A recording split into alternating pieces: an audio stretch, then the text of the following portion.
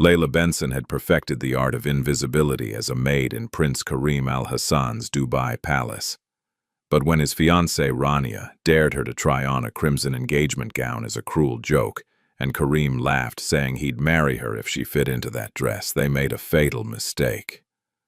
They saw a woman whose body they could mock for entertainment, someone far beneath their world of champagne and marble halls. But what none of them knew was that Layla's hands had once created beauty from nothing, that she still carried the soul of a designer they'd never recognize, and that their mockery had just ignited something dangerous. The maid they dismissed was about to transform their joke into a revolution, and by the time they realized who Layla Benson really was, it would be far too late. Just before we get back to it, I'd love to know where you're watching from today, and if you're enjoying these stories, make sure you're subscribed. The morning sun blazed over Dubai's skyline, casting golden rays across the marble floors of Prince Karim Al Hassan's palace. Inside the grand ballroom, an army of servants moved like silent shadows, polishing chandeliers that sparkled like frozen waterfalls. Crystal glasses clinked softly as they were arranged on velvet-draped tables. Everything had to be perfect. Prince Karim's engagement banquet was only hours away, and perfection was the only acceptable standard in this household. Layla Benson wiped sweat from her forehead with the back of her hand, careful not to smudge the glass she was polishing. At 32, she'd learned to make herself invisible in spaces like these. Her dark skin glistened under the ornate lighting, and her uniform clung uncomfortably to her frame. She was what the other staff quietly called full-figured, though Layla preferred to think of herself as simply real in a world obsessed with impossible standards. "Careful with that display, Layla," Amir said, called out from across the room. The head butler's voice carried authority but also warmth. He was one of the few people in this palace who treated her like a human being, rather than a piece of furniture that occasionally moved. Layla nodded and turned her attention to the centerpiece of the evening's decor, a magnificent crimson satin gown suspended on a golden mannequin beneath a spotlight. The dress seemed to breathe with life, its fabric cascading like liquid rubies. She recognized the designer label immediately. Valentina Rossi. Italian. Exclusive. The kind of brand Layla used to sketch copies of when she still believed she could make it in the fashion world. That felt like a lifetime ago now. She reached out to adjust the dress's train, her fingers trembling slightly as they touched the luxurious fabric. The workmanship was exquisite, but as she smoothed a fold near the waist, she noticed something. A tiny tear in the seam, barely visible but definitely there. The imperfection startled her. Even in this world of wealth and glamour, nothing was truly perfect. "Step away from that dress, Maid." The voice sliced through the air like a knife. Layla turned to see Rania Haddad gliding into the ballroom, her designer heels clicking against the marble with rhythmic precision. Karim's fiancée wore white today, a fitted dress that probably cost more than Layla earned in a year. Her dark hair was swept into an elegant updo, and diamonds dripped from her ears and neck like frozen tears. Behind Rania came Prince Karim himself, flanked by a small group of well-dressed guests. He cut an impressive figure in his tailored suit, his confident stride filling the room with energy. At 38, Karim Al Hassan had the kind of presence that demanded attention. His dark eyes swept across the ballroom, taking inventory of every detail. "Darling, look at my dress," Rania cooed, gesturing toward the crimson gown. "Isn't it divine? Karim spent a fortune on it. Tell them, Habib. Tell them what you paid." Karim smiled indulgently. "Enough to feed a village for a year, I suppose. But Rania deserves only the finest." The guests laughed appreciatively. Layla continued polishing glasses nearby, trying to remain invisible as she'd been trained to do. But invisibility was apparently not on Rania's agenda today. "You there?" Rania called out, her voice dripping with false sweetness. The chubby one. Yes, you. Have you ever owned a mirror? Layla's hands froze mid-polish. Heat crept up her neck as every eye in the room turned toward her. She forced herself to look up, meeting Rania's cruel gaze with as much dignity as she could muster. I'm sorry, ma'am. A mirror, Rania repeated slowly, as if speaking to a child. You know, the thing you look into before leaving the house, or do you simply skip that step entirely? The guests tittered with uncomfortable laughter. Kareem's smile widened, enjoying the entertainment. Layla felt her chest tighten, but she kept her expression neutral. Years of service had taught her how to absorb humiliation without flinching. I apologize if my appearance offends, ma'am, Layla said quietly. Offends? Rania laughed, a sound like breaking glass. Oh, darling, you don't offend me. You amuse me. In fact, she turned to the group with theatrical flair. I have the most wonderful idea. Someone should try on my engagement dress. Make sure it fits properly before tonight. She walked slowly toward Layla, her heels echoing in the suddenly quiet ballroom. When she stopped inches away, Layla could smell her expensive perfume, jasmine and something darker, something that reminded her of funerals. You should try it on, Rania said, her voice sickeningly sweet. After all, we need to make sure it's sized correctly. And you look like you could use a little glamour in your life. The room held its breath. Layla's heart hammered against her ribs. This wasn't about checking the dress size. This was about cruelty dressed up as humor. I don't think that would be appropriate, ma'am, Layla managed. Oh, don't be shy, Rania insisted, loud enough for everyone to hear. Go ahead, try it on, I dare you. Kareem stepped forward, his eyes dancing with amusement. This I have to see. Go on, try the dress. He paused, then added with a laugh. If she fits into that, I'll marry her myself. The ballroom erupted in laughter. Guests doubled over, wiping tears from their eyes. Even some of the servants smiled nervously, unsure whether to join in or look away. Layla stood frozen, her face burning with shame. The crimson dress hung behind her like a monument to everything she could never have, never be. Such generosity, my prince, one guest said between laughs. But I think your fortune is safe. Layla forced her lips into something resembling a smile. It was either that or cry, and she refused to give them the satisfaction of tears. You're very kind, sir, she said softly to Kareem. But I should return to my duties. Amir appeared at her elbow as if summoned by prayer. Indeed, we have much to prepare before the banquet, if you'll excuse us. He gently guided Layla away from the crowd, his hand steady on her shoulder. As they retreated toward the service corridor, Layla heard Rania's voice behind them. Such a pity. I would have loved to see that zipper try to close. More laughter followed them like cruel shadows. In the quiet of the corridor, Amir stopped and turned to face Layla. His weathered face was full of concern. Don't let them break you, he said softly. People like that measure worth in gold and forget that character is priceless. I'm fine, Layla lied, her voice barely above a whisper. No, you're not, and that's all right. Amir squeezed her shoulder gently before walking away, leaving her alone with her thoughts and the echo of laughter still ringing in her ears. That evening, after her shift finally ended, Layla walked through Dubai's glittering streets toward her small apartment in the old quarter. The contrast was jarring. Around her, towers of glass and steel reached toward the heavens, their windows glowing with wealth and possibility.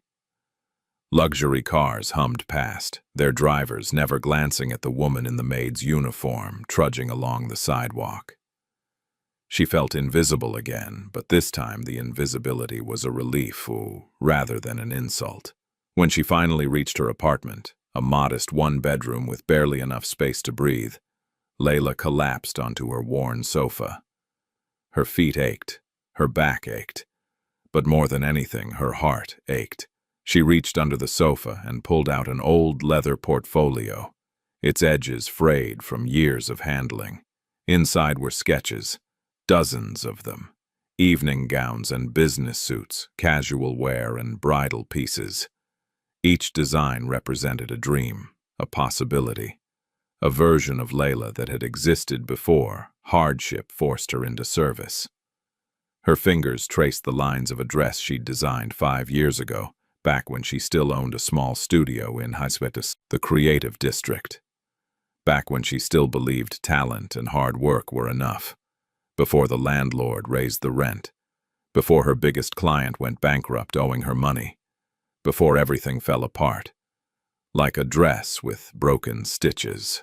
Her phone buzzed. Mira's name lit up the screen.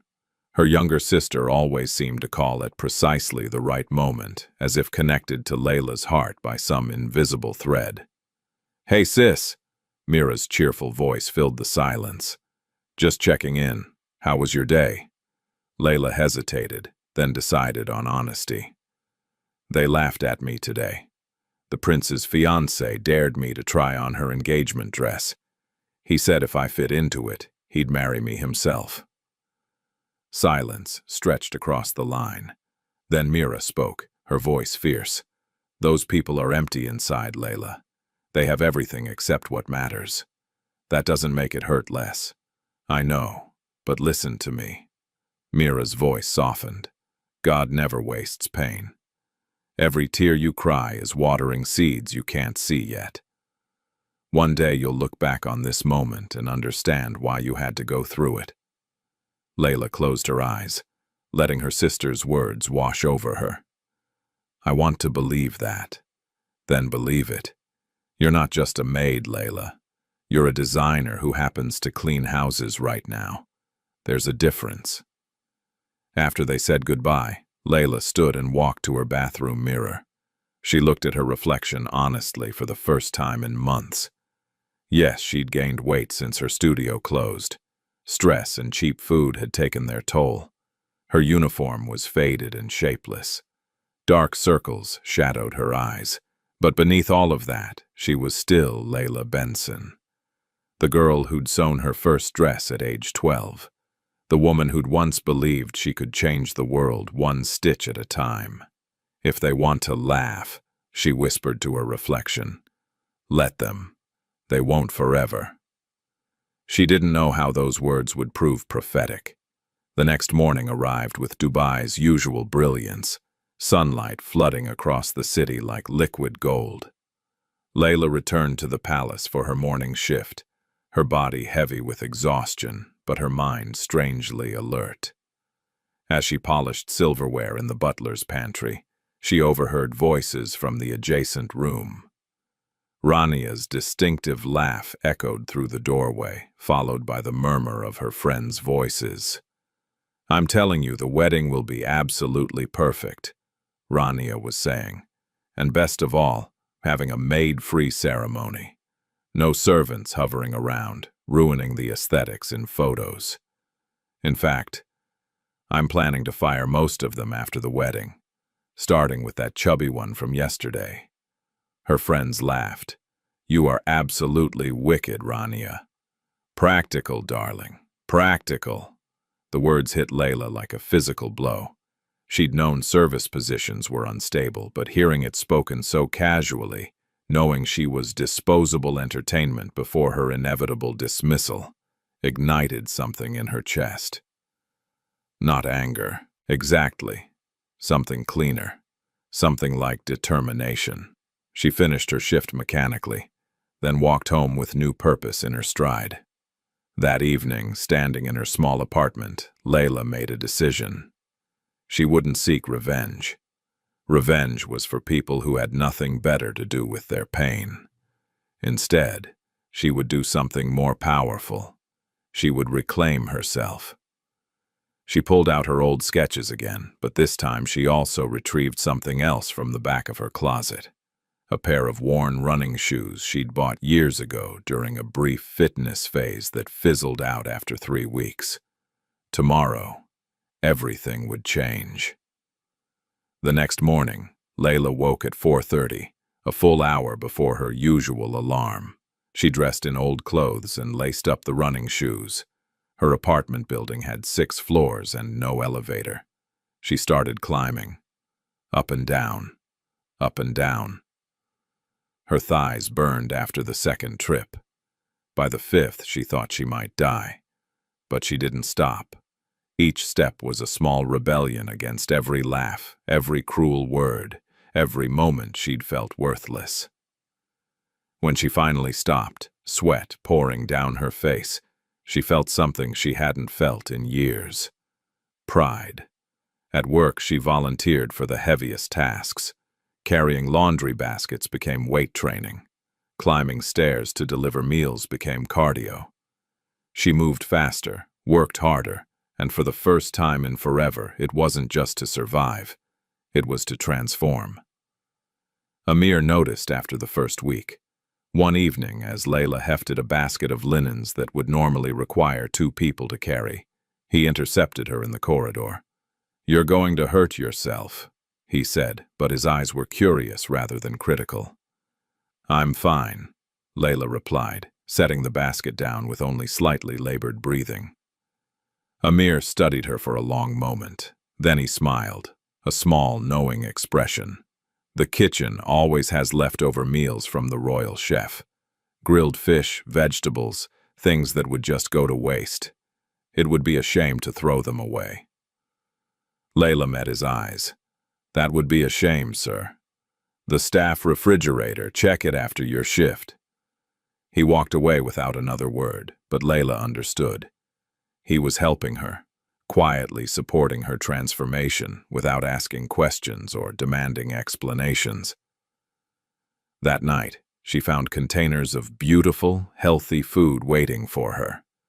Grilled salmon with herbs, roasted vegetables that tasted like sunshine, quinoa salads that filled her stomach without making her feel sluggish. She ate slowly, savoring every bite, and felt tears prick her eyes. Kindness, when you weren't expecting it, could break your heart in the most beautiful way. Weeks passed. The palace routines continued unchanged, but Layla was changing. Her clothes fit differently. Her breathing came easier. The stairs that once defeated her became just another part of her day.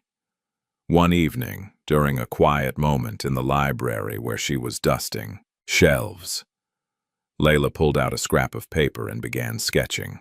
Her fingers moved almost without thought, creating lines and curves that suggested a dress. Elegant, powerful, designed for a woman who knew her worth. She was so absorbed in her drawing that she didn't hear footsteps approaching, until a voice spoke behind her. "You? A designer?" Layla jumped, nearly dropping her pencil. Prince Karim stood in the doorway, his expression amused. He must have entered through the private entrance. In his hand was a glass of whiskey, and his tie was loosened as if he'd had a long day. "I didn't mean to disturb you, sir," Layla said quickly, moving to hide her sketch. But Karim had already seen it. He walked closer, his eyes on the paper rather than her face. "Let me see that." Layla hesitated, then handed over the sketch. Her heart hammered as he studied it. This was the man who'd laughed at her, who'd offered to marry her as a joke. Now he held her dream in his hands. "Interesting," he finally said, but his tone was mocking. "You draw pretty pictures. Do you actually think you could be a designer?" Layla lifted her chin, meeting his gaze directly. Once, maybe again. Something flickered in his eyes. Surprise, perhaps, at her quiet confidence. He handed back the sketch. "Everyone has dreams, I suppose, even maids." He walked away, leaving Layla alone with her racing heart and her drawing. That night, talking to Mira on the phone, Layla mentioned the encounter. "He's testing you," Mira said thoughtfully. "People like that don't know what to do with someone who refuses to stay small. I'm not trying to challenge him. Yes, you are. Just by existing, just by dreaming, you're challenging everything he believes about people like us." Mira paused. "Listen, there's a competition coming up. Local Artisan Showcase. It's sponsored by some fashion house. I think Kareem partially owns it, actually. You should enter." Layla's stomach twisted. "I can't." "Why not?"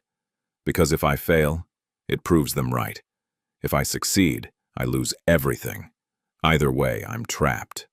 "Or," Mira said gently, "you could use a pseudonym. Submit anonymously. Let your work speak for itself." The idea took root in Layla's mind like a seed finding fertile ground. A pseudonym.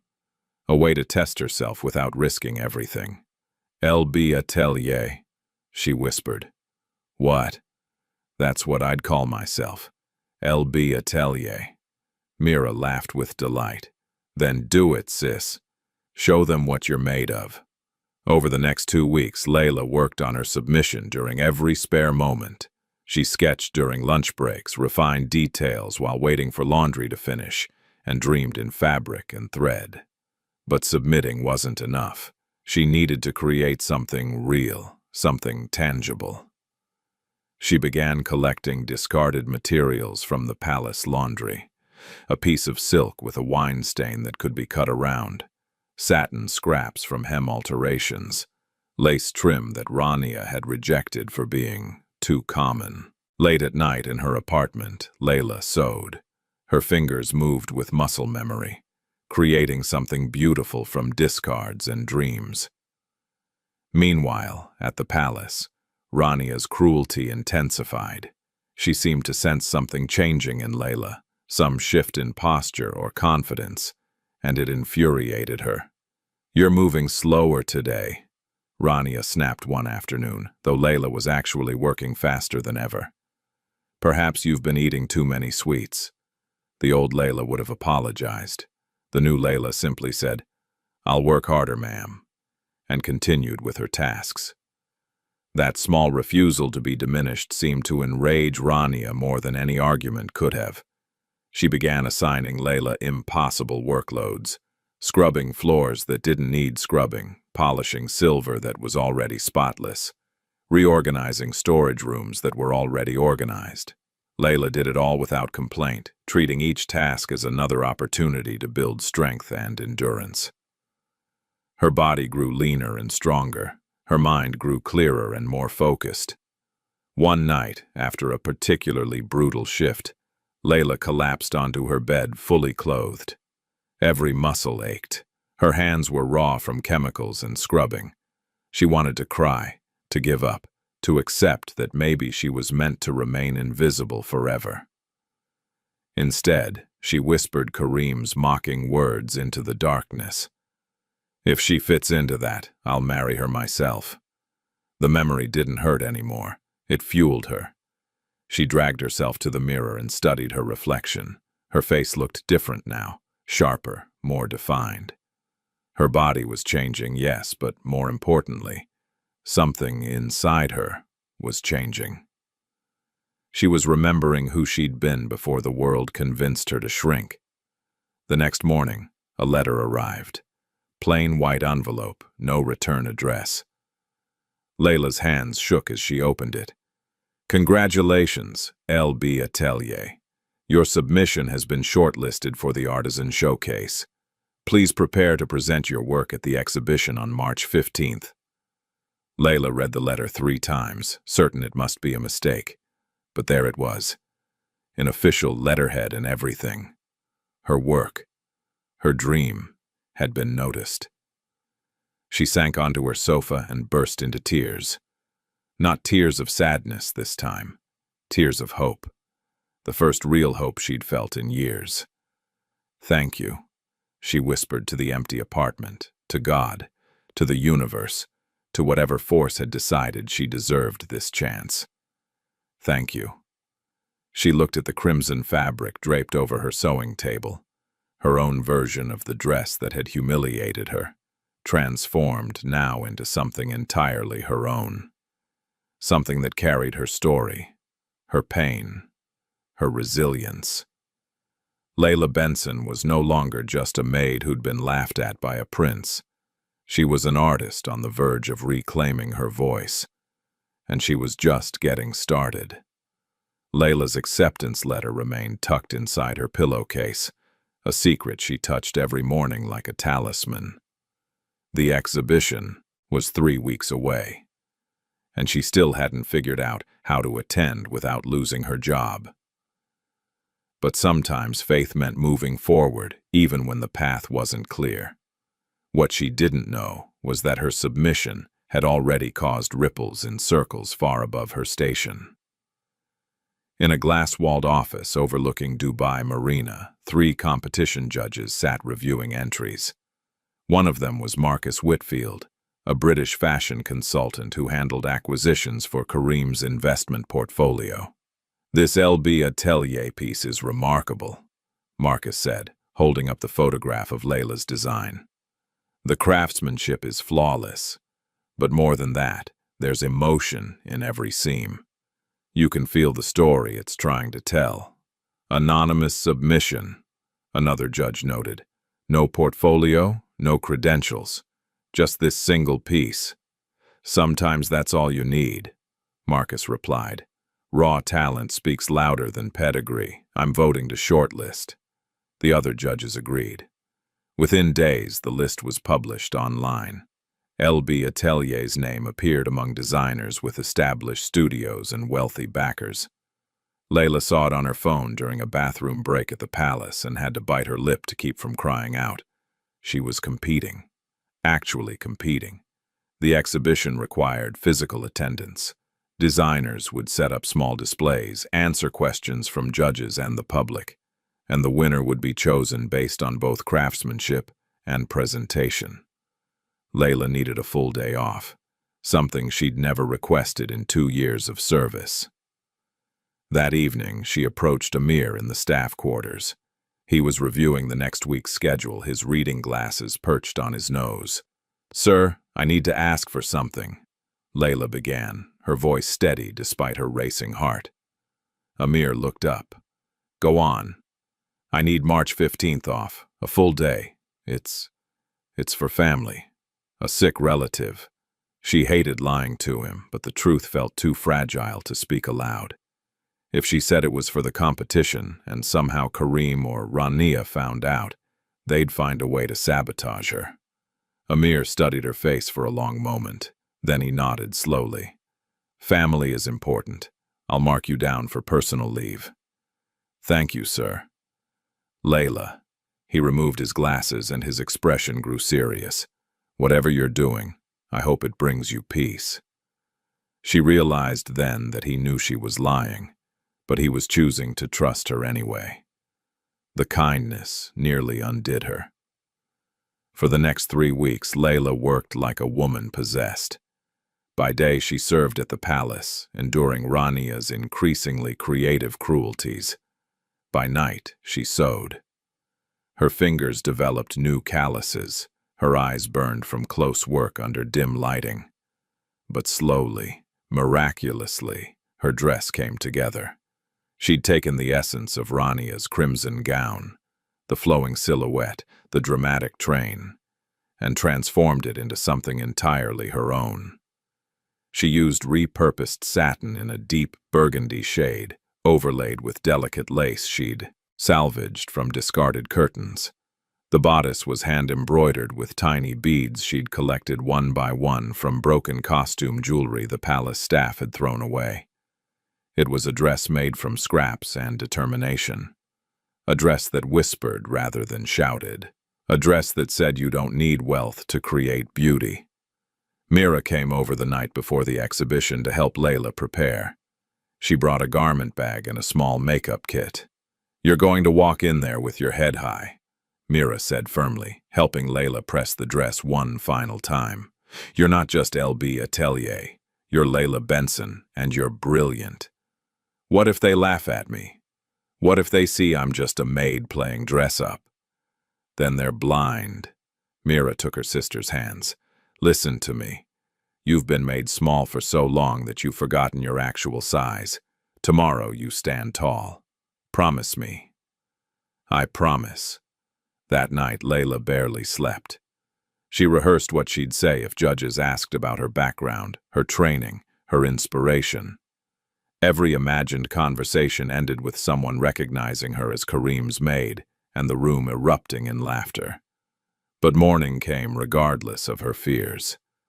The exhibition was held at the Dubai Design District, in a converted warehouse with soaring ceilings and natural light that poured through skylights like liquid gold. Layla arrived early, her dress carefully packed, her hands trembling as she signed in under her pseudonym. The organizer, a cheerful woman named Beth Thompson, showed her to her assigned space, a simple white booth with a table and a dress form.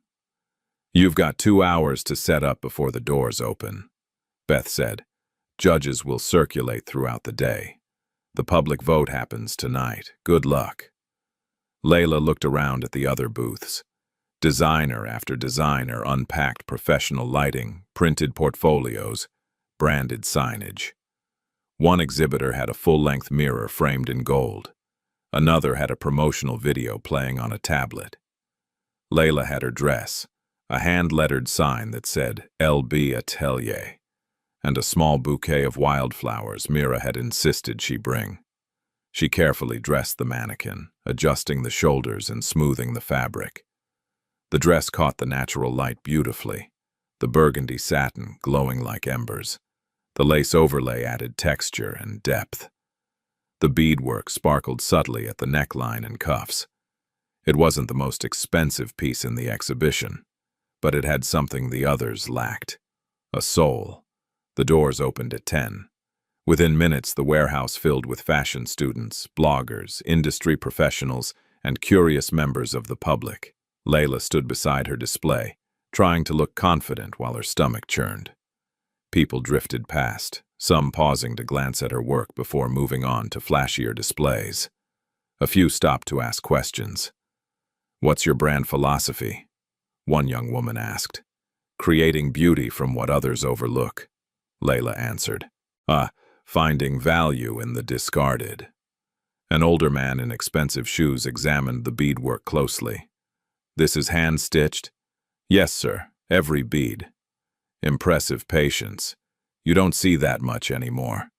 As the morning wore on, Layla noticed more people lingering at her booth. They touched the fabric gently, asked about her techniques, took photos. A small crowd began to form. Then Marcus Whitfield appeared. Layla recognized him from the judge's panel photo. Tall, silver-haired, with sharp blue eyes that missed nothing. "LB Atelier," he said, extending his hand. "I'm Marcus, one of the judges. This piece is extraordinary." "Thank you, sir. Tell me about your process. Where did you source these materials?" Layla's mouth went dry. If she told the truth, that she'd salvaged everything from a wealthy household's trash, would it diminish her work or prove her resourcefulness? "I believe in sustainable fashion," she said carefully. "These materials were destined for disposal. I gave them new life." Marcus's eyes lit up. "Upcycling. Brilliant. The fashion industry's waste problem is catastrophic. More designers should follow your example." He leaned closer, studying the embroidery. "You have formal training?" "I'm self-taught, sir. I had a small studio once, before circumstances changed." "Life happens to all of us." His tone was kind. "What matters is what we create from the ruins." He made notes on his tablet, asked a few more questions, then moved on. But Layla saw him glance back at her booth twice, as if reassessing something. By afternoon, a steady stream of visitors had voted for her piece in the public choice category. Layla overheard conversations, people calling her work authentic, moving, the kind of design that reminds you why you fell in love with fashion. She was beginning to believe she might actually have a chance. Then Rania walked in. Layla's blood froze. Kareem's fiancé swept through the warehouse with 2 friends, all 3 women dressed in designer labels and carrying shopping bags from expensive boutiques. They were laughing about something, their voices carrying across the space. Layla turned away, praying Rania wouldn't notice her. But of course, fate had other plans. "Oh, look at this one," Rania's voice rang out. She'd stopped at Layla's booth, though she clearly didn't recognize the maid standing beside it. How quaint. It's like something from a vintage shop. Her friends giggled. One of them, a blonde woman in Chanel, leaned forward to examine the dress.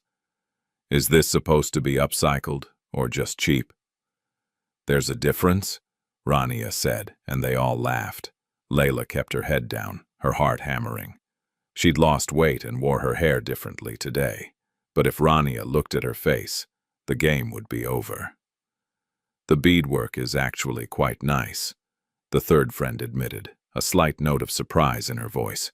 Please, Rania scoffed. Anyone with enough time and patience could do this. Real design requires vision, not just craft. She moved closer to read the sign. LB Atelier. Never heard of them.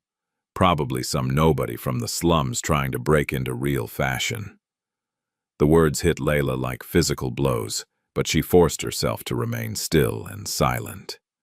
After what felt like an eternity, Rania and her friends moved on, their laughter fading into the crowd noise. Layla exhaled shakily. The slums. That's what Rania thought of anyone without money or connections. And the worst part was that she wasn't entirely wrong. Layla's neighborhood was exactly the kind of place Rania would dismiss without a second thought. But that dress hanging on the mannequin? That dress proved that slums could produce beauty, that poor hands could create art, that a maid could be an artist. Evening approached. The judges gathered to announce the winners. Layla's booth had received the most public votes by a significant margin, but the final decision combined public opinion with the judge's assessment. Beth Thompson stepped onto a small platform with a microphone.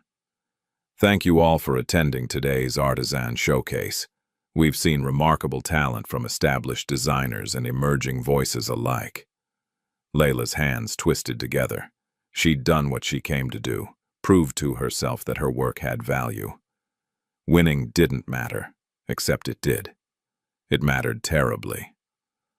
The judges were particularly impressed by one designer who embodied the spirit of this competition: innovation, sustainability, and emotional resonance. The winner of this year's showcase is LB Atelier. The crowd erupted in applause. Layla stood frozen, unable to process what she'd heard. LB, are you here? Beth called out, shading her eyes to scan the crowd. Mira's voice echoed in her memory. Stand tall. Remember your size. Layla raised her hand. I'm here. Beth beamed. Come on up. Walking to that platform felt like walking through water. Every step required conscious effort. The crowd parted, and Layla climbed the stairs on shaking legs. Congratulations, Beth said, handing her a small trophy and an envelope. Tell us about yourself. The microphone felt heavy in Layla's hand. She looked out at the crowd. Designers who'd spent thousands on their displays, industry professionals who defined success, and somewhere out there, Rania Haddad, who'd called her work the product of slums. My name is Layla Benson, she said, her voice gaining strength. I'm a self-taught designer. I believe fashion should be accessible, sustainable, and honest. This dress represents my philosophy, that beauty doesn't require wealth, just vision and dedication. The crowd applauded again. Marcus Whitfield caught her eye and nodded approvingly. As Layla stepped off the platform, several people approached with business cards and offers. A boutique owner wanted to carry her designs. A fashion blogger asked for an interview. A textile company offered to donate materials. She accepted their cards with trembling hands, overwhelmed and terrified and more hopeful than she'd been in years. The exhibition ended at 9. Layla carefully packed her dress, her trophy, and her new contacts. She was walking toward the exit when her phone buzzed. Amir's name appeared on the screen. Hello? Layla. His voice was urgent. There's a sandstorm coming. A bad one. They're advising everyone to shelter in place. Where are you? She looked out the warehouse windows. The sky had turned an ominous orange-brown. Wind whipped debris across the parking lot. I'm at the design district. I can probably make it home before... No, it's moving too fast. Go to the nearest shelter or solid building. The palace is on lockdown. Staff and guests are all staying put until it passes. Understood. Thank you for letting me know. Layla joined the crowd of exhibition attendees being directed to the warehouse's reinforced basement. Someone had set up emergency supplies, water, blankets, battery-powered lights. She settled into a corner, her dress beside her like a companion. This wasn't how she'd imagined the day ending, but then again, nothing had gone as she'd imagined, and somehow, that had turned out to be a blessing. At the palace, the sandstorm struck with biblical fury. Windows rattled in their frames. The marble hallways echoed with the howl of wind. All exterior doors were sealed. The skeleton staff that remained, Amir, 3 other servants, and Layla's replacement for the day, worked to secure loose items and prepare rooms for the guests trapped by the storm. Kareem stood in his study, watching the sand batter against bulletproof glass. Rania had gone home before the storm hit, thank God. He'd spent the day at meetings and returned to find his palace in emergency mode. "Sir, would you like dinner served in your quarters?" Amir appeared in the doorway. "Where's the regular staff?" "Most were off duty when the storm hit. They've sheltered elsewhere. We have a reduced team tonight." Kareem nodded. "I'll eat in the dining room. No point in hiding from a storm." "Very good, sir." An hour later, Kareem sat alone at his enormous dining table, picking at a meal he barely tasted. The storm raged outside, and for some reason it made him think of his mother. She'd died 5 years ago, and he still missed her with an ache that time hadn't diminished. She'd been a designer once, before marrying his father. She'd given up her career for marriage and family, and Kareem had never quite understood if she regretted that choice. In her final months, she'd returned to sketching, filling notebooks with designs she'd never create. "Your mother had such talent," his father had said at her funeral. "I wish I'd encouraged her more." Kareem pushed his food around his plate, lost in memory. He barely noticed when Amir entered with fresh water. "Sir, if I may say something." "Of course." "Your mother would be proud of the man you've become." Kareem looked up, surprised. "You knew her well." "I served her for 15 years. She was the kindest woman I've ever known." Amir paused. "She believed everyone deserved dignity, regardless of their station. She treated staff like family." "I know." Kareem's voice was quiet. "Sometimes I wonder if I've forgotten that." "It's never too late to remember, sir." After Amir left, Kareem sat alone with his thoughts and the sound of wind howling through marble halls. Somewhere in the palace, a door banged repeatedly. He should probably check on it, though the staff would handle it eventually. Instead, he found himself walking through empty corridors, his footsteps echoing. He ended up in the ballroom where the engagement banquet had been held weeks ago. The space was dark except for emergency lighting that cast long shadows across the floor. He remembered the maid, Layla, he thought her name was, standing beside Rania's dress while his guests laughed. He'd laughed too. It had seemed harmless at the time, just a joke at someone else's expense. But he'd seen her face as she walked away, the quiet dignity in her forced smile, the way she'd held herself together when anyone else might have crumbled or lashed out. She'd sketched in the library that day. He'd mocked her dreams, called them pretty pictures, suggested that maids couldn't be designers. Why had he done that? What had she ever done to deserve his cruelty? The sandstorm howled louder, as if responding to his thoughts.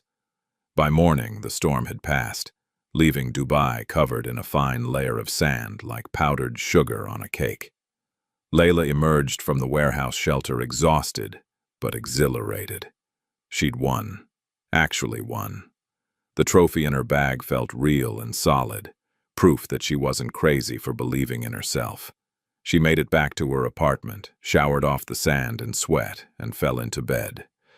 When she woke hours later, her phone was full of messages.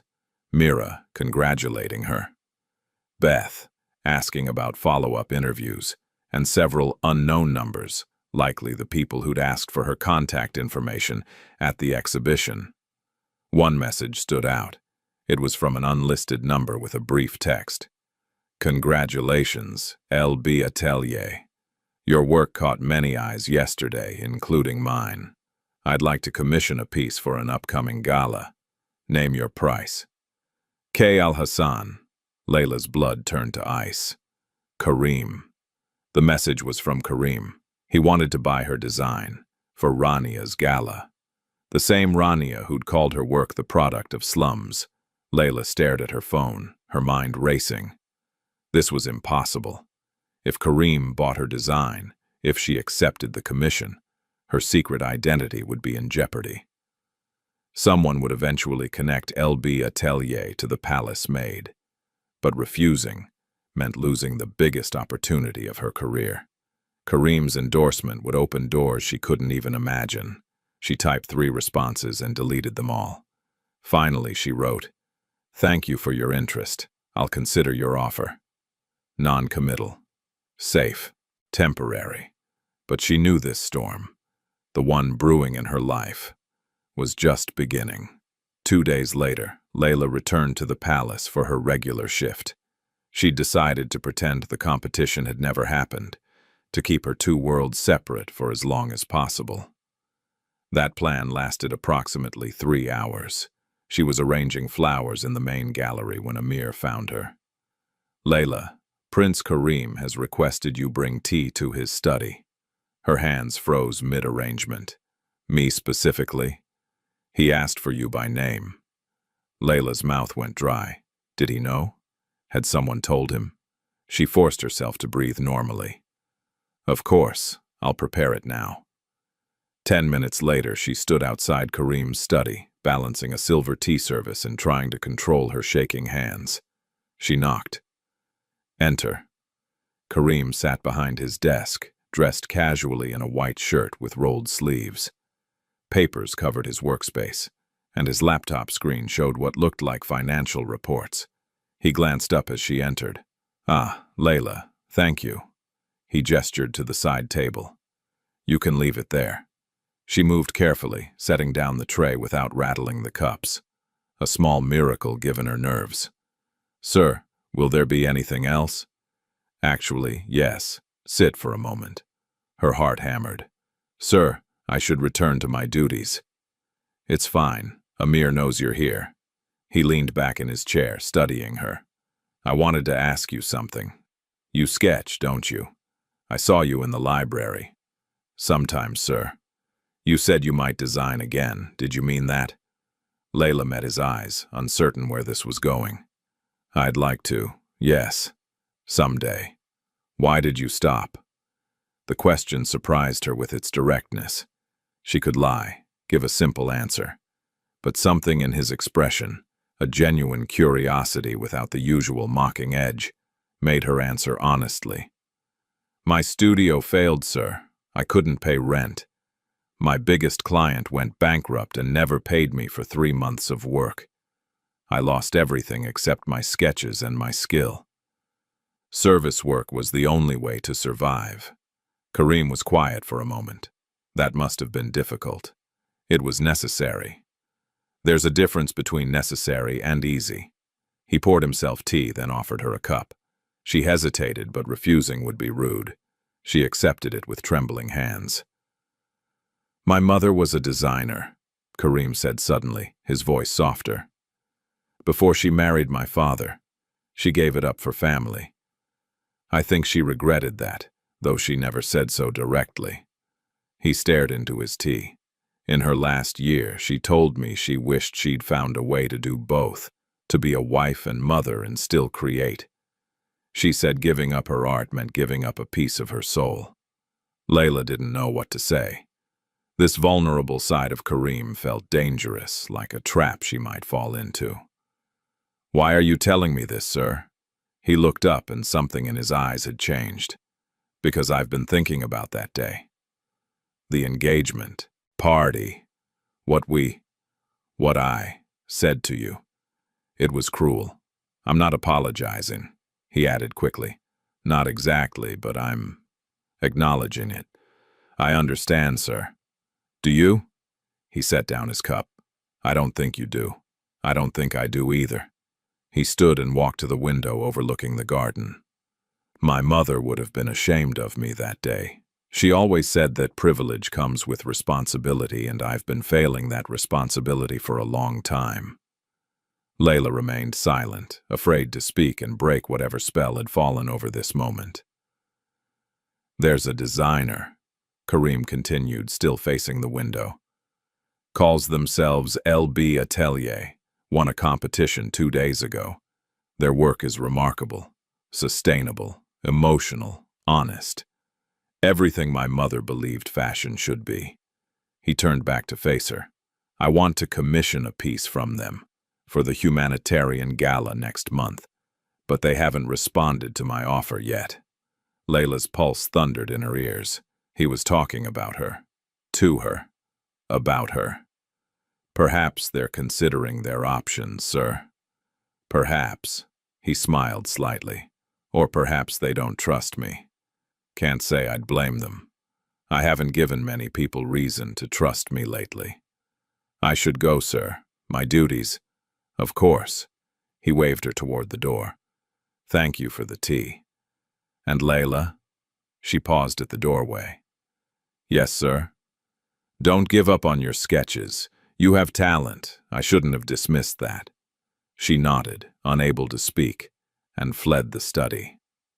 That evening, Layla sat in her apartment with her phone in one hand and her future in the other.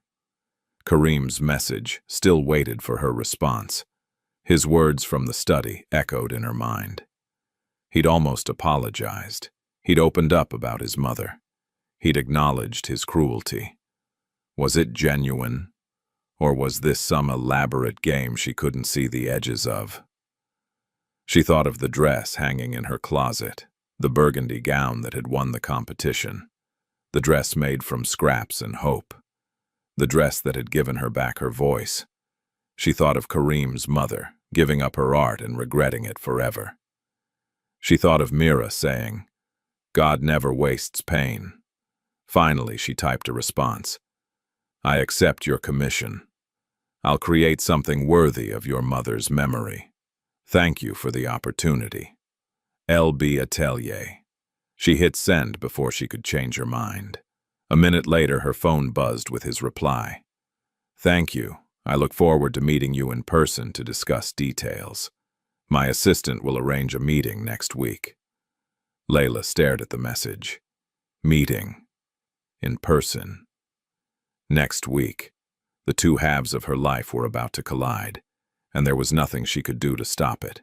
She walked to her window and looked out at Dubai's glittering skyline. Somewhere in one of those towers, Kareem was probably working late, unaware that the mysterious designer he'd commissioned was the same maid he'd humiliated. You wanted to stand out, she whispered to her, reflection. Looks like you're about to. The next morning, a package arrived at the palace. Amir signed for it and carried it to Kareem's study, a large box marked LB Atelier with careful handling instructions. Inside was the burgundy gown that had won the competition, along with a handwritten note. A prototype to demonstrate my work. The commissioned piece will be created specifically for your gala's theme. With gratitude, LB. Kareem opened the box in private and lifted out the dress carefully. The fabric seemed to glow in his hands, and the craftsmanship was extraordinary. Every stitch was perfect. Every bead was placed with intention. But more than the technical skill, there was something else. An emotion embedded in the fabric. A story told through texture and color. He held the dress up to the light and noticed something. The lace overlay formed a subtle pattern. Flowers growing through cracks, blooming despite damaged foundations. Beauty from ruins, he thought, just like she'd said. He called his assistant immediately. Set up the meeting with LB Atelier. I want it here at the palace. Make sure they're treated with full respect. Car service, refreshments, whatever they need. Of course, sir. Any particular day? Kareem glanced at his calendar. Next Wednesday, afternoon. No, wait, make it evening, after the regular staff has left. He didn't want interruptions. He wanted to meet this designer properly, to understand the mind behind the work.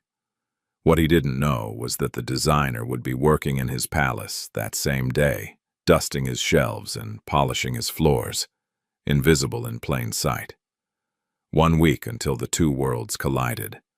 1 week until Layla Benson had to decide whether to reveal her truth or maintain her carefully constructed double life. 1 week until everything changed. Wednesday arrived like a storm that had been building for weeks. Layla's identity reveal meeting with Kareem was scheduled for 7 that evening, after her shift ended at 6. She'd have exactly 1 hour to transform from palace maid to acclaimed designer, and the impossibility of it made her stomach twist into knots. She'd decided on honesty. There was no other choice. Walking into that meeting and pretending to be someone else would only make the eventual truth more devastating. Better to control the narrative than let it explode in her face. But before that meeting could happen, everything changed. That morning, Kareem made an announcement that rippled through the palace like an earthquake. He was hosting an impromptu reception that very evening, a preview gala for major donors to his humanitarian foundation. The event had been planned for weeks, but he'd moved it up suddenly, wanting to showcase the mysterious LB Atelier's work to potential investors before the official commission meeting. All staff on duty tonight, Amir informed the household during the morning briefing. Full formal service. The prince wants everything. Perfect. Layla's world tilted. She was supposed to meet Kareem as LB Atelier at 7. But now she'd be working the event as a maid at the same time. The two identities were colliding faster than she'd anticipated, and there was no way to stop it. She pulled Amir aside after the briefing. "Sir, about tonight." "I know," he said quietly, his eyes kind but firm.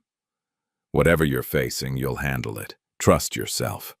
She wanted to explain, to ask for help, but guests were already arriving for pre-event setup meetings.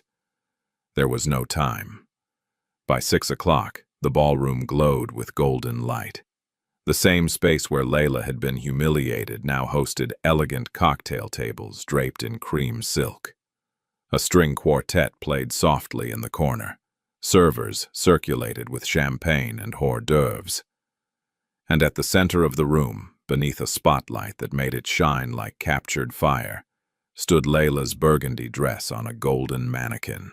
Kareem had displayed it as the evening's centerpiece. A small placard read, "Original design by LB Atelier. Preview of commissioned work for the Al Hassan Humanitarian Foundation." Layla stood in the shadows near the service entrance, her maid's uniform crisp and her heart hammering. She was supposed to be adjusting floral arrangements, but she couldn't stop staring at her dress. Her work. Her soul laid bare for these wealthy strangers to judge. Gorgeous piece, isn't it? She turned to find another server beside her, James, a young man from California who worked part-time while studying business. "Yes," Layla managed. "It's beautiful. The designer's supposed to show up tonight. Some mystery person. Prince Kareem's been talking about them all day." James grinned. "Apparently they're from humble beginnings. Real rags to riches story." Layla's throat tightened. "Is that so?" "Yeah. The prince seems genuinely excited about it. I've never seen him like this over fashion before." James was called away to refill champagne glasses, leaving Layla alone with her thoughts. Guests began arriving in earnest. Wealthy donors in designer suits and glittering jewelry.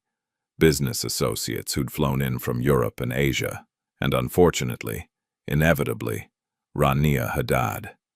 Kareem's fiancée made an entrance worthy of royalty, wearing a white gown that probably cost more than a car. Her friends flanked her like an honor guard, and her laughter carried across the ballroom, like breaking glass. "Darling," Rania called out to Kareem, who stood greeting guests near the entrance. "What's this I hear about some secret designer? How dramatic." "You'll meet them soon enough," Kareem replied, kissing her cheek with what looked like obligation rather than affection.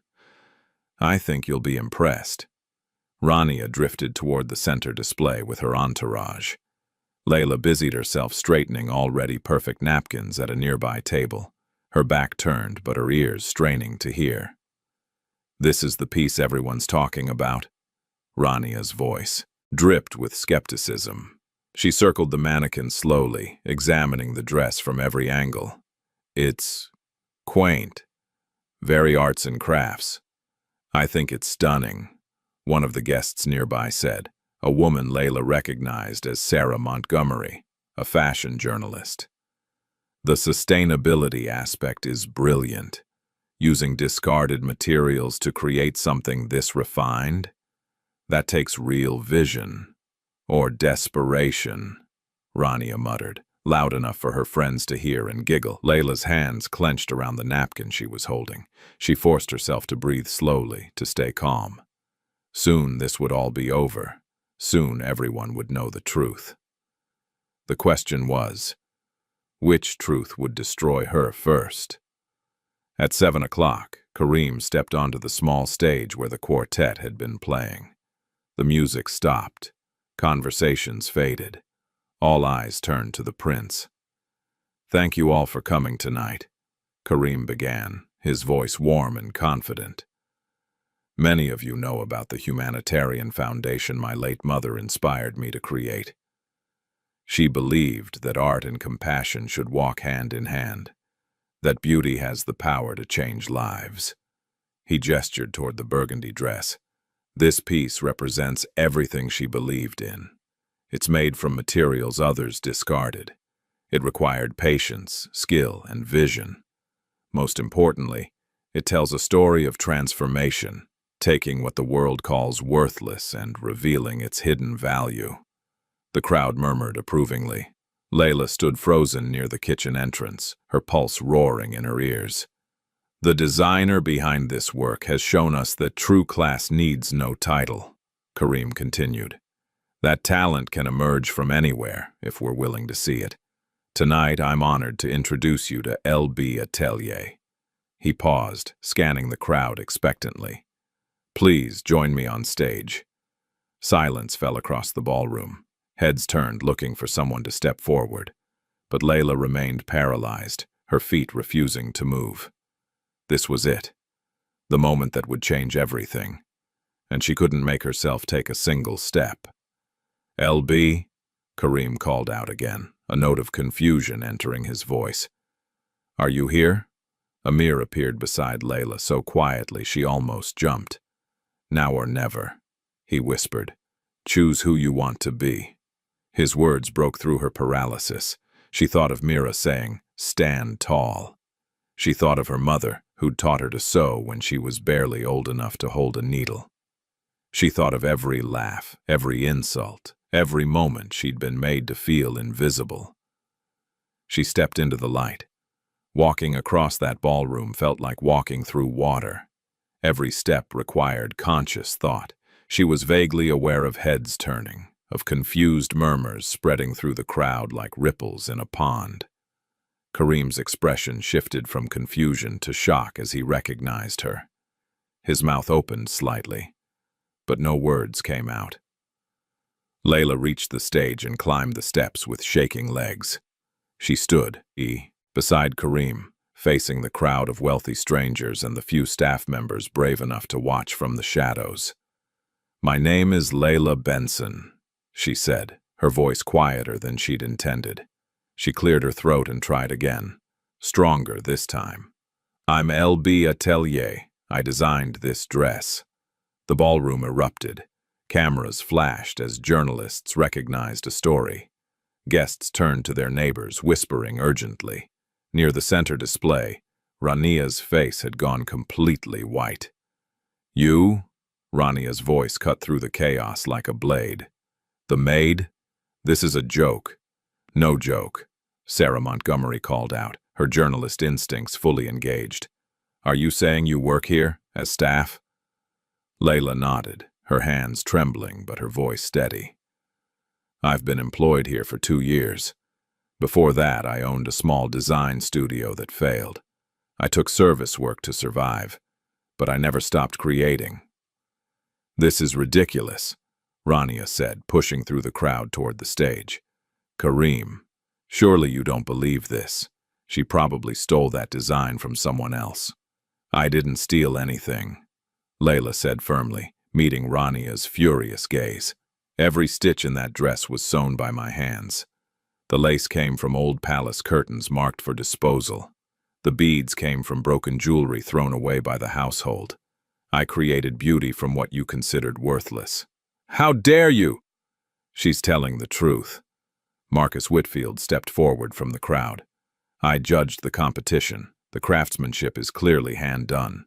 No one could fake that level of detailed work." He looked at Layla with respect. "I knew there was a powerful story behind this piece. I just didn't realize how powerful." Kareem finally found his voice. "Layla, why didn't you tell me?" She turned to face him, and for the first time that evening, she saw past her fear to the man standing beside her. The man who'd mocked her. The man who'd started to change. The man who'd commissioned her work without knowing who she was. "Would you have believed me?" she asked softly. "If I'd come to you as your maid and said I was a designer, would you have taken me seriously? Or would you have laughed, like you laughed when you said you'd marry me if I fit into that dress?" The silence that fell was absolute. Every person in that ballroom held their breath, waiting for Kareem's response. His face showed a dozen emotions: shock, embarrassment, realization, and something that might have been respect. "You're right," he said finally. "I wouldn't have believed you. I would have dismissed you without a second thought." He turned to address the crowd, his voice carrying clearly. "This woman proved something tonight that I needed to learn. That I've been blind to the humanity beneath the titles I assign people. That wealth doesn't equal worth." Rania made a sound like a wounded animal. "You're defending her? After she deceived you? After she stole palace property to make her little dress?" "Discarded property," Amir's voice rang out from the crowd. The head butler stepped forward, and every staff member present straightened with attention. "Materials marked for disposal in the household logs. I can provide documentation if needed. Miss Benson took nothing that wasn't already designated as waste. And even if she had," Sarah Montgomery added, her phone out and recording now, "the story here isn't theft. It's transformation. A woman working 2 jobs, one to survive, one to follow her dream, who created award-winning art from scraps." That's the real headline. Other guests began nodding, murmuring agreement. The narrative was shifting, and Rania could feel her control slipping away. "This is absurd," she hissed. "Kareem, are you really going to let these people turn your maid into some kind of hero? She lied to you. She manipulated you into commissioning her work." "I commissioned quality," Kareem interrupted, his voice firm. "I commissioned vision and talent. The fact that it came from someone I'd dismissed and underestimated, that's my failing, not hers." Rania's perfect mask cracked completely. "Fine. Choose the maid over me. See if I care." She yanked off her engagement ring and threw it at Kareem's feet. The diamond bounced once on the stage before rolling into shadow. "We're done. And when everyone realizes what a fool you've made of yourself, don't come crawling back." She stormed toward the exit, her heels clicking angrily against marble. Her friends scrambled to follow, their faces a mixture of shock and delight at the drama. At the doorway, Rania turned back one final time. Enjoy your moment, Maid. But remember, you'll always be just a maid who got lucky. Then she was gone, the door slamming behind her. The ballroom remained silent for a heartbeat. Then Sarah Montgomery started clapping. Another guest joined in, then another. Within seconds, the entire room erupted in applause. Layla stood on the stage, tears streaming down her face, surrounded by the sound of hands coming together in recognition of her courage. Kareem stood beside her, and when their eyes met, she saw something she'd never expected to find there. Respect.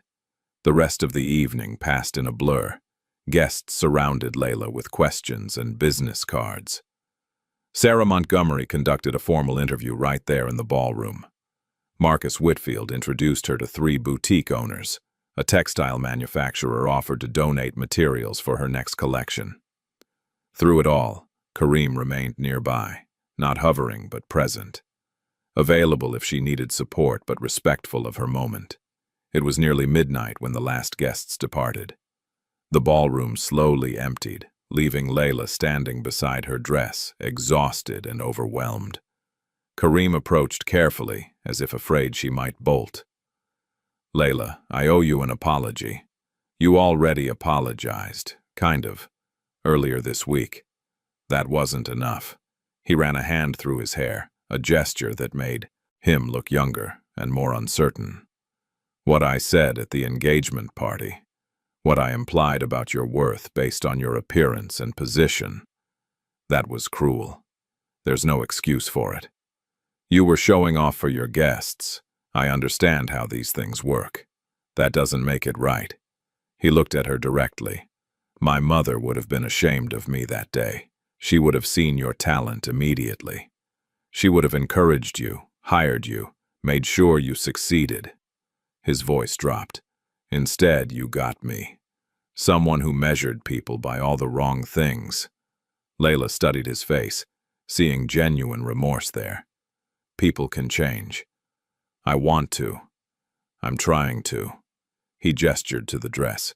"This piece you created, it's extraordinary. And I don't just mean the craftsmanship. I mean what it represents. You took my cruelty and transformed it into art. That takes a kind of strength I'm only beginning to understand. I didn't do it to prove anything to you. I know. You did it for yourself. That's what makes it powerful." He paused. "The commission still stands, if you want it. Not because of tonight's drama, but because I genuinely believe your work deserves to be seen. The Humanitarian Foundation needs designers who understand what it means to struggle, to rise, to transform. That's you." Layla felt tears prick her eyes again. "I don't know what to say." "Say yes. Or say you need time to think. But please don't say no because of my past behavior. Don't let my mistakes steal this opportunity from you." She looked at her dress one more time, the burgundy fabric glowing in the dimmed lighting, every bead and stitch a testament to her persistence. Then she looked back at Kareem and saw not the prince who'd mocked her, but the man who was learning to see beyond surfaces. "Yes," she said softly. "I'll accept the commission, but on one condition." "Name it." "No special treatment. I work for this. I earn every opportunity based on the quality of what I create, not because you feel guilty or want good publicity." Kareem smiled. A real smile, not the practiced one he wore for guests. "Deal. Though I should warn you, I have high standards." "So do I." He extended his hand. "Then I look forward to working with you, Miss Benson." She shook it, feeling the warmth of his palm against hers. "Call me Layla." The next morning, Dubai social media exploded. Hashtags like Stachka Maid to Designer and Layla Benson trended within hours. Sarah Montgomery's article went viral, complete with photos of Layla standing beside Kareem on stage, her maid's uniform visible beneath the ballroom's golden light. Some comments were supportive. Many were cruel. Rania's friends launched a campaign suggesting Layla had seduced Kareem or stolen designs. Conservative voices criticized her for aspiring above her station. Fashion snobs called her work peasant craft. But for every negative comment, 10 positive ones appeared. Women from working-class backgrounds shared their own stories. Young designers thanked Layla for proving that expensive schools and family connections weren't required for success.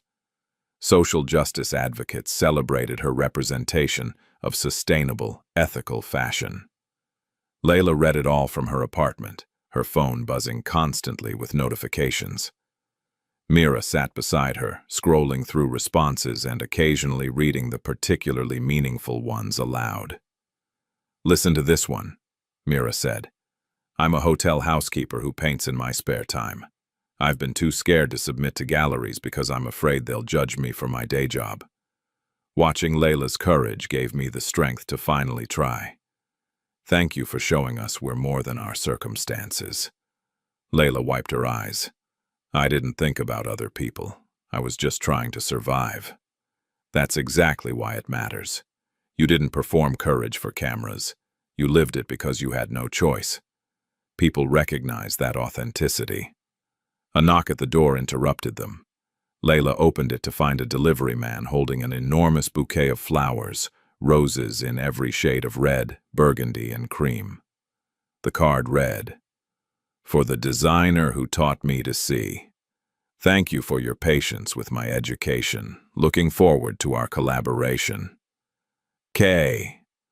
Mira read over her shoulder and grinned. "Oh, he's smooth.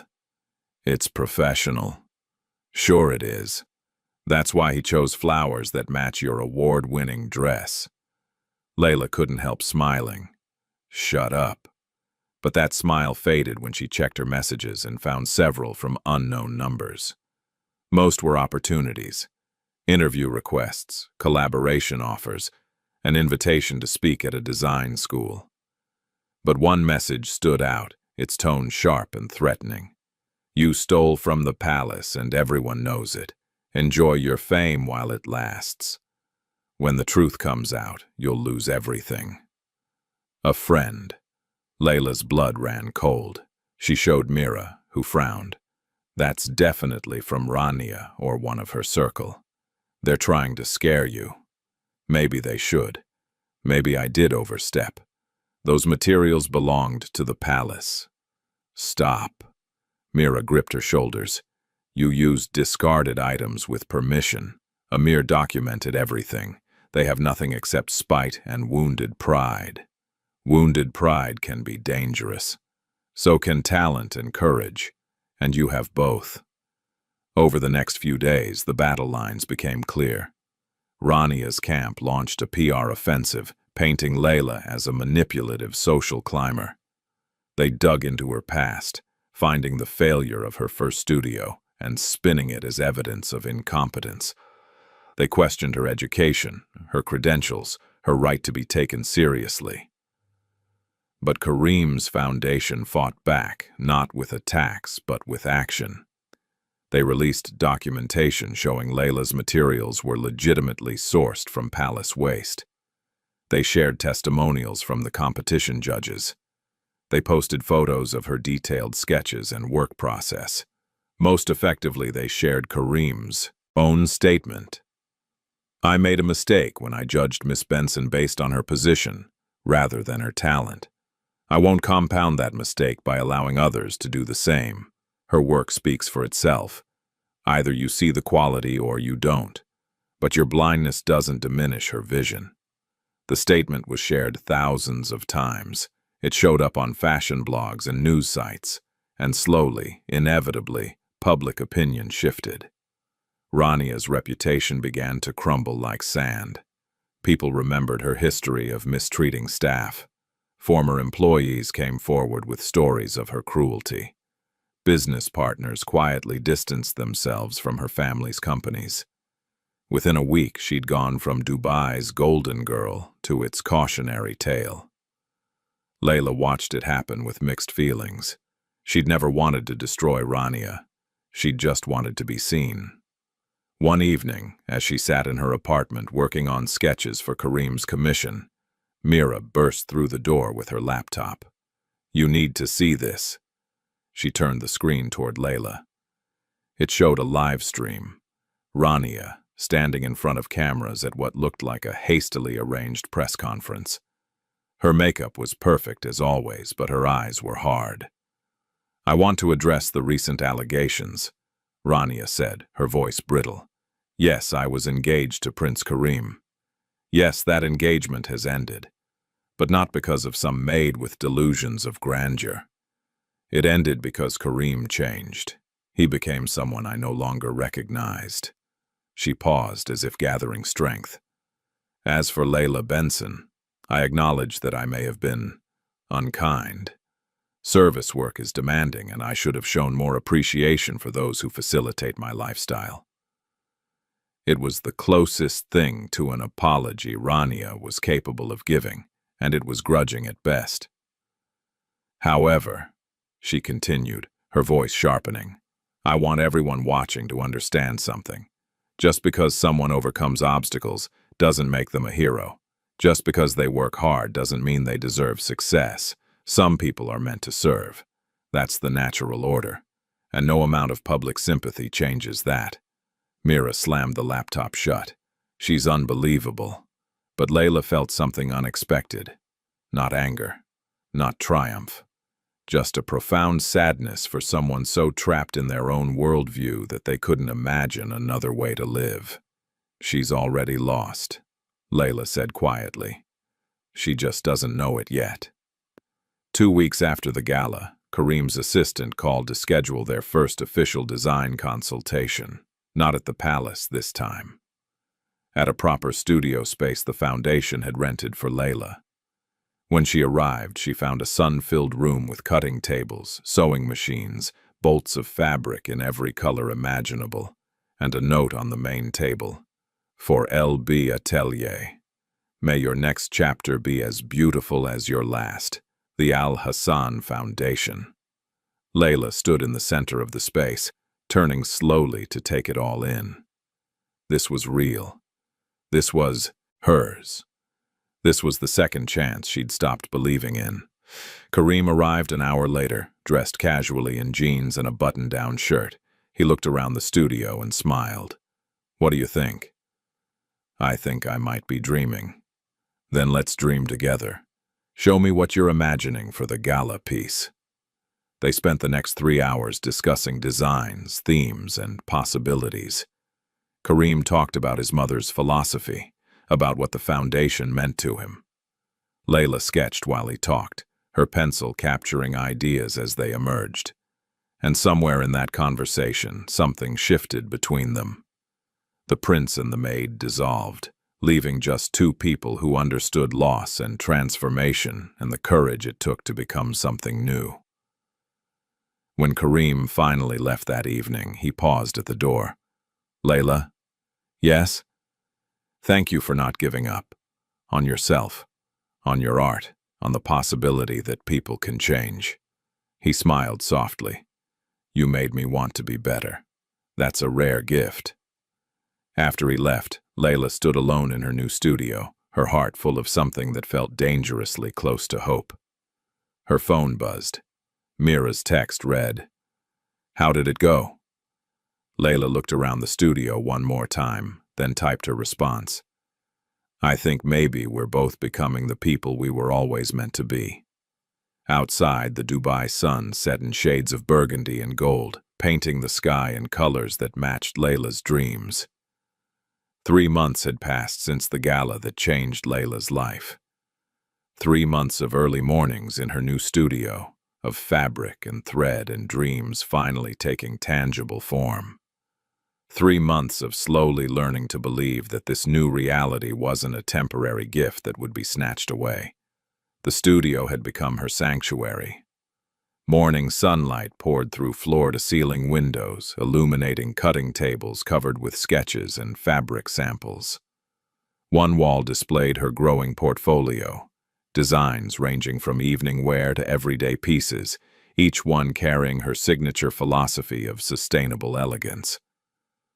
But the centerpiece of the space was a dress form near the main window, draped in silk, the color of desert sand at sunset. This was the commission piece for Kareem's humanitarian gala, nearly complete after weeks of meticulous work. Layla stood back, examining the drape of the fabric. The dress incorporated traditional Middle Eastern design elements with modern sustainability. Hand-dyed silk using natural pigments, embroidery thread made from recycled materials, and a silhouette that honored both modesty and movement. "You're frowning again."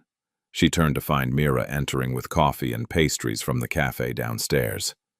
Her sister had officially become her business partner last month, handling the administrative side while Layla focused on design. "It's not quite right," Layla said, gesturing to the neckline. "The embroidery is too heavy here. It pulls the eye down instead of across." Mira set down the coffee and studied the dress. "You're probably right, but you know what? It's already beautiful. You're allowed to let something be finished. This is for Kareem's foundation. It needs to be perfect. It will be. But Layla," Mira touched her shoulder gently, "he's not going to judge you if it's 99% perfect instead of 100%. You know that, right?" Layla smiled despite herself. "I know. Old habits." The truth was, her relationship with Kareem had evolved into something she still didn't quite know how to name. They met twice a week to discuss the commission, but those meetings had gradually transformed into longer conversations over tea, then dinner, then evening walks through the design district. He'd never once mentioned their past dynamic, the prince and the maid. Instead, he treated her as an equal, sought her opinions on foundation initiatives, and listened when she talked about her vision for ethical fashion. Last week, he'd shown up at the studio unannounced with a box of rare fabric samples from a sustainable textile producer in India. "I thought you might find these interesting," he'd said, his eyes lighting up when she'd gasped at the quality. "This must have cost a fortune," she'd protested. "Consider it an investment in the foundation's future designer in residence." He'd paused at the door, then turned back.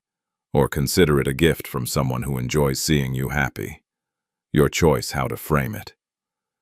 She'd chosen to frame it as both. Now standing in her studio with Mira, Layla found herself thinking about that moment more than she should. About the way Kareem's expression had softened when she smiled. About how their hands had brushed when he handed her the samples, and how neither of them had pulled away immediately. Earth to Layla. Mira waved a hand in front of her face. "You're doing that thing again." "What thing?" "That thing where you think about Kareem and get all dreamy-eyed." "I don't get dreamy-eyed." "Sis, you absolutely do, and for the record, I approve. He's proven himself. He's done the work to change. And more importantly, he looks at you like you hung the moon." "He does not." "He absolutely does. Everyone sees it except apparently you two." Mira grinned. "Now drink your coffee and finish that dress so we can focus on the real question. Which is, what you're wearing to the gala when you present it." That evening, Layla worked late adjusting the embroidery on the commission piece. She'd just finished repositioning the final beadwork when her phone buzzed. Kareem's name appeared on the screen. "Still at the studio?" His text read. "How did you know?" "I drove past and saw the lights on. May I come up? I have something to show you." 10 minutes later, Kareem arrived carrying a portfolio case. He'd dressed down in dark jeans and a simple shirt, but somehow he still carried that presence that made rooms feel smaller and air feel charged. "You're working too hard," he said, setting down the case and examining her progress on the dress. His expression shifted to something like awe. "Layla, this is extraordinary. You haven't seen it finished yet. I don't need to. I can see the vision." He circled the dress form slowly. "My mother would have loved this. The way you've honored tradition while pushing it forward. The sustainability woven into every choice. This is exactly what the foundation should represent." His voice had gone soft on the mention of his mother, and Layla felt her heart squeeze. I wish I could have met her. She would have seen your talent immediately. She had a gift for recognizing potential in people. He turned to face Layla. I inherited her wealth and position, but not that gift. I had to learn it the hard way. Maybe that makes it more valuable. Things we earn tend to mean more than things we inherit. Kareem smiled, that real smile she'd come to treasure. Speaking of things earned, I wanted to show you something. He opened the portfolio case and pulled out architectural plans. The foundation is opening a new training center. We'll teach traditional crafts to young people from disadvantaged backgrounds: sewing, weaving, metalwork, carpentry. Layla studied the plans, her excitement growing. This is incredible. The studio spaces are generous and the natural lighting. She stopped, noticing a section labeled Designer Mentorship Program. Her name was listed as Program Director. Kareem, I can't. Before you say no, hear me out. He moved to stand beside her, close enough that she could smell his cologne, something subtle and expensive. You've already been doing this informally. 3 of your studio assistants came from service backgrounds. You're teaching them not just to sew, but to dream. The foundation wants to formalize that, pay you properly for your expertise, and expand the reach. I don't have teaching credentials. You have something better. You have lived experience and genuine compassion. You understand what it means to have talent but no opportunity. His voice softened. You understand what it means to be invisible until someone finally sees you. Layla's eyes stung with unexpected tears. You're not making this easy. Good. You shouldn't get to hide your light anymore. The world needs what you have to offer. He reached out, hesitated, then gently touched her hand. I need what you have to offer. Your perspective, your integrity, your reminder that privilege means nothing without purpose. His hand was warm over hers. Neither of them moved to break the contact. Kareem, she whispered, what are we doing? I don't know, he admitted. But I know that every time I leave your studio, I find excuses to come back. I know that you've changed how I see the world, how I see myself. And I know that somewhere between the maid I dismissed and the designer I commissioned, I found someone who makes me want to be worthy of her respect. Layla's breath caught. You're already worthy. Then maybe we're both becoming the people we were meant to be.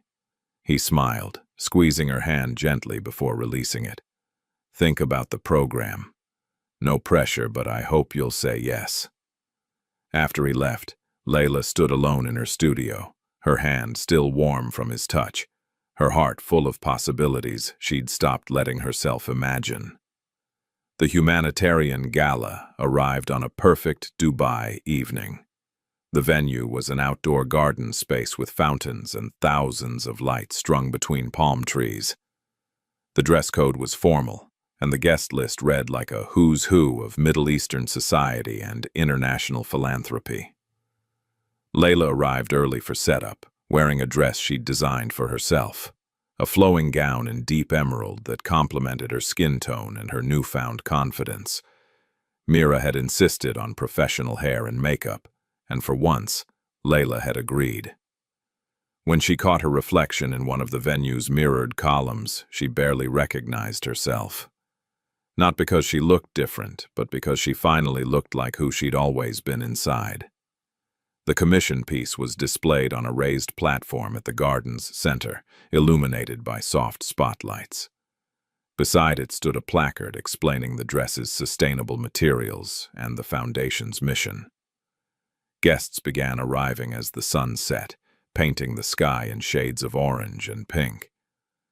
Layla stood near her dress, ready to answer questions, her stomach fluttering with nervous energy. Marcus Whitfield was among the first to approach. Miss Benson, this is even more impressive than your competition piece. The foundation is lucky to have you. Thank you, Mr. Whitfield. That means everything coming from you.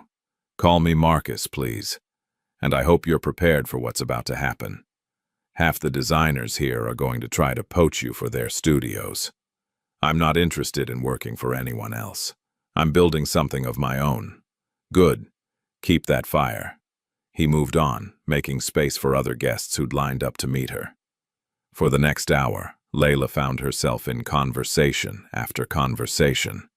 Buyers wanted to place orders. Magazine editors requested interviews. A manufacturer offered partnership terms. The validation was overwhelming and wonderful and terrifying all at once. Then she saw movement through the crowd and looked up to find Kareem approaching. He wore traditional formal attire tonight, a crisp white thobe and elegant bisht that made him look every inch the prince he was. But his eyes held that warmth she'd come to recognize, that softness reserved just for her. "You look beautiful," he said simply. "You clean up pretty well yourself." He laughed, and the sound felt like coming home. "Walk with me. There's something I want to show you before the formal program begins." He led her away from the main gathering, down a lamplit path toward a quieter section of the garden. Here, the fountains gurgled softly, and the party noise faded to a pleasant murmur. "Do you remember the day you stood in my ballroom while everyone laughed?" Kareem asked. Layla's chest tightened. "It's not exactly a memory I've tried to preserve. I've thought about that day constantly, not because I'm proud of it, but because it taught me something crucial." He stopped walking and turned to face her fully. "You stood there with such dignity, such quiet strength. You didn't lash out or crumble. You simply endured, and then you transformed that pain into purpose. I didn't have much choice. That's what makes it powerful. You could have given up. You could have let our cruelty define you. Instead, you let it refine you." He reached into his pocket and pulled out a small jewelry box. "Which brings me to this." Layla's heart hammered. "Kareem, what?" "It's not what you're thinking," he said quickly, though his smile suggested he wasn't entirely unhappy about her assumption. "Open it." Inside the box lay a delicate necklace, a single pendant in the shape of a sewing needle, crafted from gold and set with tiny diamonds. "It's beautiful," Layla whispered. "It's a reminder of where you started, where you are, and where you're going. Of the tools you used to build your dreams." He carefully lifted the necklace from the box. "May I?" She nodded, turning so he could fasten it around her neck. His fingers brushed her skin, and she felt that touch like electricity. "There's something else I need to say," Kareem said, his voice low. "That day in the ballroom I made a joke, a cruel, thoughtless joke. I said if you fit into that dress, I'd marry you." Layla's breath stopped. "Kareem, let me finish." He moved to stand in front of her again, his expression serious. "You've spent these months transforming yourself, achieving incredible things. But here's what I've realized. You outgrew that dress in every way that matters. Not by fitting into it, but by becoming so much larger than the small box I tried to put you in." He took her hands in his, and this time there was no hesitation. "So I need to ask you something different now. Not because of a dress, and not because I'm trying to make amends for past cruelty, but because over these months, watching you work and dream and build and teach, I've fallen completely in love with you." Layla felt tears spill down her cheeks. "Kareem, I'm not asking you to marry me, not tonight. I know there are things we need to navigate, public perception, cultural expectations, the complicated history between us. But I'm asking if you'll consider building a future with me, not as prince and subject, not as patron and artist, but as equals who challenge each other to be better. You're asking if I'll date you?" He laughed, a slightly nervous sound. "When you put it that way, it sounds absurdly normal. Maybe normal is exactly what we need." Layla squeezed his hands, her heart so full it ached. "Yes, to all of it. The future, the challenge, the partnership. Yes." Kareem's face transformed with joy. He pulled her into an embrace, holding her close like she was something precious. "Thank you for not giving up on me when I didn't deserve your patience. Thank you for finally seeing me." They stood like that for a long moment, the garden lights twinkling around them, the sound of the gala, a distant celebration that mirrored the one in their hearts. When they finally returned to the party, hand in hand, the guests noticed. Cameras flashed, whispers spread. But Layla found she didn't care about the speculation or the stories that would be written. She'd learned that the only story that mattered was the one she wrote for herself. The months that followed were a whirlwind of growth and change. Layla Couture officially launched as a brand, with Mira handling business operations and a small team of designers and seamstresses, all women from working-class backgrounds who Layla was training personally. The training center opened to enormous success. Layla spent 2 days a week there, teaching young people not just craft skills but confidence, not just technique but vision. Kareem continued his foundation work, increasingly focused on initiatives that created opportunity rather than just charity. Their partnership, both professional and personal, became a model for how privilege could be used to lift others rather than separate them. They kept their relationship relatively private, but Dubai society eventually accepted what was obvious to anyone who saw them together. The prince and the former maid had become partners in every sense of the word. Amir retired peacefully that spring, with Layla and Kareem hosting a celebration in his honor.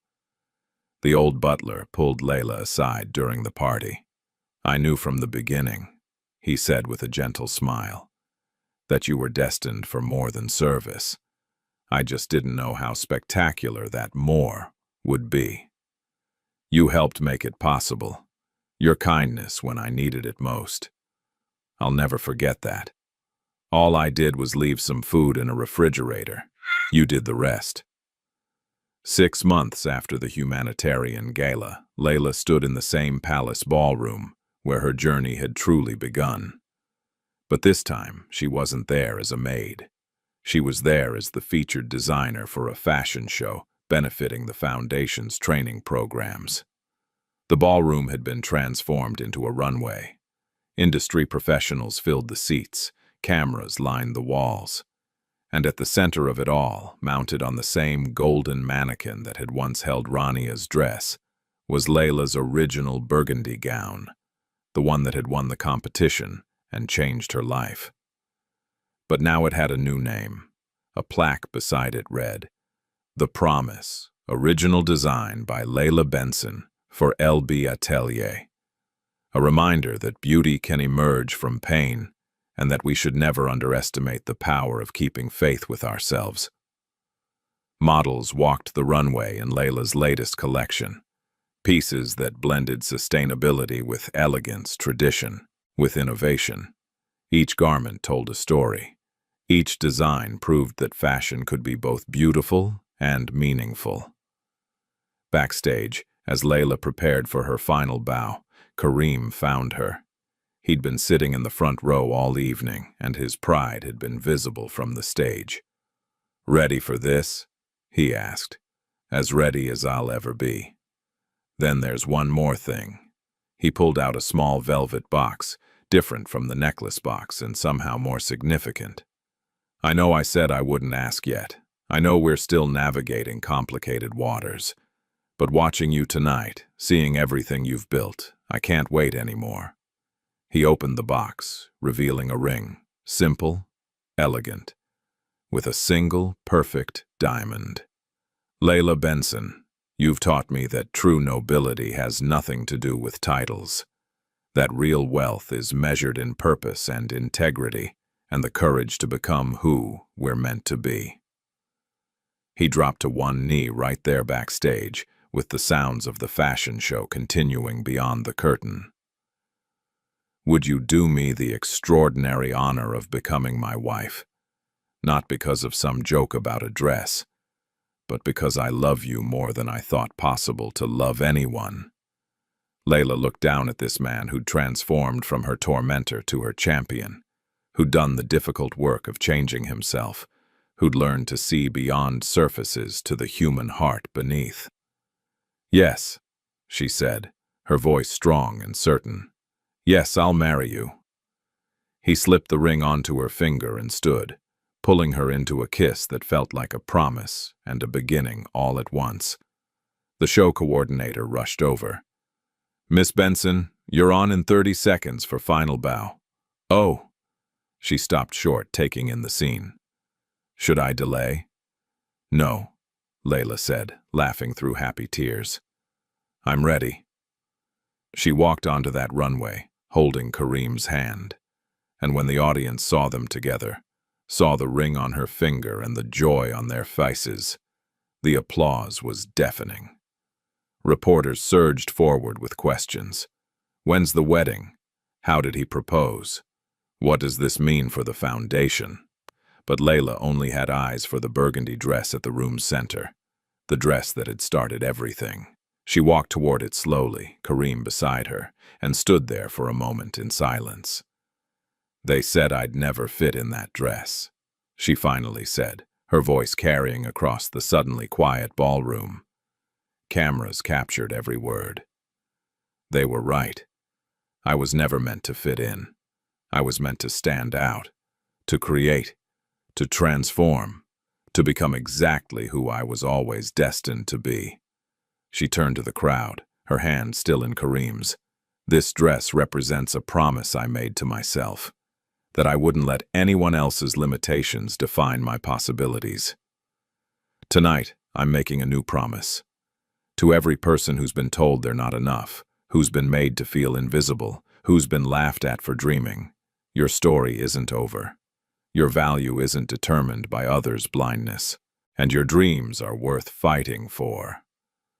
The ballroom erupted in applause again. Flashbulbs created a constellation of light, and somewhere in the back of the room, barely noticed by anyone, a figure in simple clothes slipped in to watch. Rania stood in the shadows, her face pale and drawn. She'd lost weight, lost her status, lost the easy life she'd taken for granted. Her family's business had collapsed under the weight of accumulated scandals and bad publicity. She worked now, actually worked, in a job that required humility she'd never learned. She watched Layla accept congratulations and praise, watched Kareem look at his fiancée with unmistakable love, and felt something crack inside her chest. Not jealousy, though there was some of that. Something deeper. Recognition, perhaps, of opportunities wasted and cruelties that couldn't be undone. As the crowd began to disperse, Rania moved toward the exit. But at the door, she turned back for one final look. Layla stood beside her dress, Kareem at her side, both of them laughing about something. The burgundy fabric caught the light, and for just a moment, Rania saw what she'd missed before. The artistry, the skill, the soul embedded in every stitch. "I'm sorry," Rania whispered to the empty air, to the woman who'd never hear it, to the person she'd failed to become. Then she left, disappearing into the Dubai night. Inside, the celebration continued into the evening. Mira gave a tearful toast about her sister's courage. Amir, brought back for this special occasion, shared stories about Layla's quiet determination during her service days. Marcus Whitfield announced that 3 major fashion houses had bid for the rights to carry Layla Couture internationally. But the moment Layla would remember most came later, when the guests had gone and only she and Kareem remained in the empty ballroom. "We should probably go," Kareem said, but neither of them moved. "Not yet." Layla walked to the center of the room, to the spot where she'd stood months ago while people laughed. "I need to remember what this felt like, the fear and the shame and the determination, so I never forget where I came from." Kareem joined her in the center of the floor. "You could never forget. It's written into everything you create. Promise me something. Anything. Promise that when we have children, when we build our life together, we'll teach them that kindness matters more than status. that seeing people's humanity is a greater gift than any wealth or title. I promise, and I promise to keep learning, to keep growing, to keep earning the privilege of being loved by you." They stood together in the empty ballroom, two people who'd traveled impossible distances to find each other. Outside, Dubai glittered with a million lights. Inside, the burgundy dress shimmered softly, a monument to transformation and hope. Layla rested her head on Kareem's shoulder and smiled. "You know what's funny?" "What?" "If I had fit into that original dress, Rania's dress, this never would have happened. I would have won a joke, not my life." "So you're saying my cruelty was secretly a blessing?" "I'm saying that sometimes the universe has a strange sense of humor." She lifted her head to look at him. "And sometimes the people who hurt us become the people who help us fly. Not by what they did, but by what we chose to do in response." Kareem kissed her softly. "Then let's keep flying. Together." They turned off the ballroom lights and walked out hand in hand, leaving the burgundy dress to stand guard in the darkness.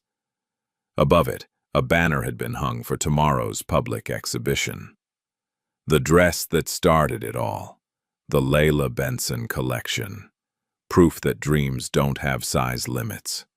And in the morning, when visitors would file through to see the dress and learn Layla's story, they would read those words and maybe, just maybe, believe that their own impossible dreams might be possible after all. Because Layla Benson had proven something that night in the marble ballroom, and every day since. You don't need to fit into anyone's definition of success. You just need to have the courage to create your own. When someone measures your worth by what you lack rather than what you carry inside, do you shrink to fit their vision, or do you expand until they have no choice but to see you? If this story moved you, hit that like button and subscribe for more stories of transformation and triumph.